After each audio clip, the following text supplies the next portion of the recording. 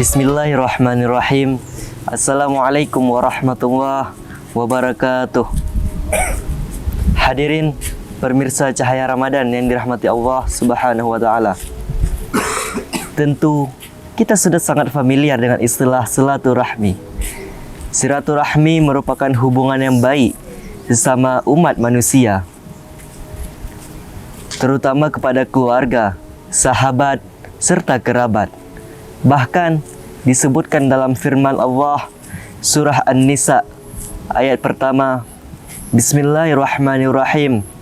Ya ayyuhan nasu taqu rabbakumul ladzi khalaqakum min nafsin wahidah wa khalaqa minha zawjaha wa batha minhuma rijalan katsiran wa nisaa wattaqullaha alladzi tasaaluna bihi wal arham innallaha kana 'alaikum raqiba.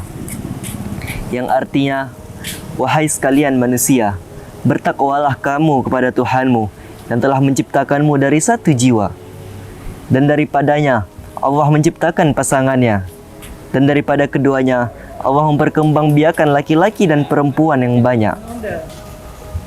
Dan bertakwalah kamu kepada Allah yang dengan nama baiknya kamu saling meminta satu sama lain, dan peliharalah silaturahmi.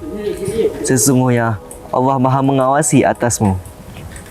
Ayat ini menjelaskan bahwa Allah memerintahkan kita untuk selalu menjaga silaturahmi, selalu menjaga hubungan sesama kita, sesama saudarakah itu, temankah itu, bahkan sesama keluarga. Selalu Allah perintahkan untuk menjaga silaturahmi. Bahkan disebutkan dalam sebuah hadis, An Abdullah bin Umar radhiyallahu anhu qala Rasulullah sallallahu alaihi wasallam, man ahabba ayyubsata lahu fi rizqihi wa yunsa'alahu fi atharihi falyasil rahimahu. Barang siapa yang hendak dipermudahkan rezekinya dan diperpanjangkan umurnya, maka hendaklah ia menyambung tali silaturahmi. Menjaga silaturahmi bukan hanya mendapatkan keberkahan di dunia, akan tetapi dapat memperlancar rezeki dan memperpanjang umur. Namun, dalam era yang serba tuntutan ini, yang serba cepat dan penuh tuntutan ini, seringkali kita merasa kesulitan untuk menjaga hubungan sesama kita, sesama manusia. Seringkali kita merasa kesulitan. Silaturahmi bukan hanya memanfaatkan waktu luang, bukan hanya mengandalkan waktu luang, akan tetapi silaturahmi mengandalkan niat dan usaha. Jika kita memiliki niat dan usaha, maka silaturahmi itu akan mudah bagi kita. Ada beberapa faktor yang dapat menjaga silaturahmi.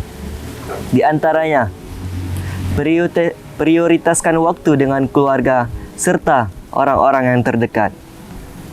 Kita dapat membagi waktu kita antara pekerjaan kita dengan hubungan kita dengan keluarga kita. Minimal sekali untuk menjaga hubungan kita dengan keluarga, kita dapat bertanya kabar kepada mereka. Bertanya bagaimana perihal hari-hari mereka, bahkan dengan kawan-kawan kita, agar mereka merasa lebih dipedulikan, mereka merasa diperhatiin.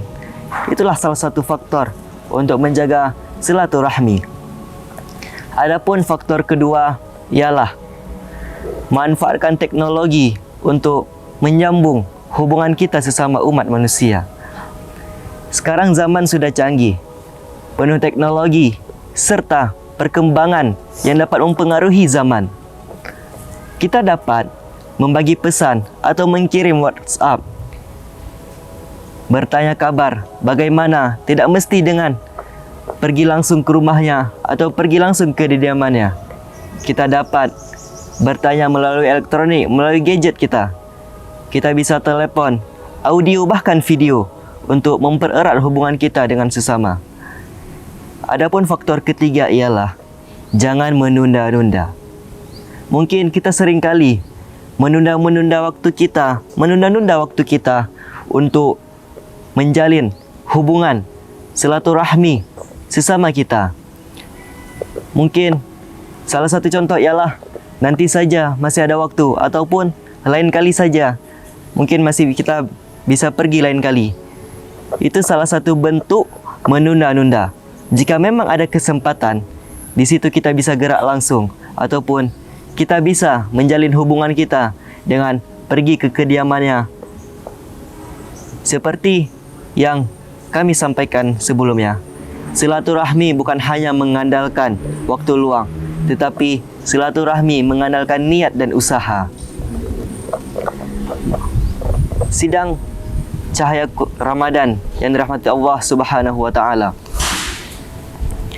Marilah sama-sama kita mempererat hubungan kita dengan sesama kita.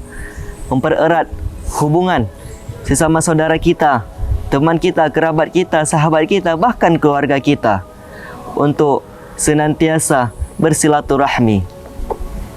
Mudah-mudahan dengan silaturahmi ini kita dapat menjalin hubungan satu sama lain dengan baik, dapat mempererat hubungan yang mana hubungan tersebut ialah salah satu amalan yang sangat dianjurkan dalam agama Islam.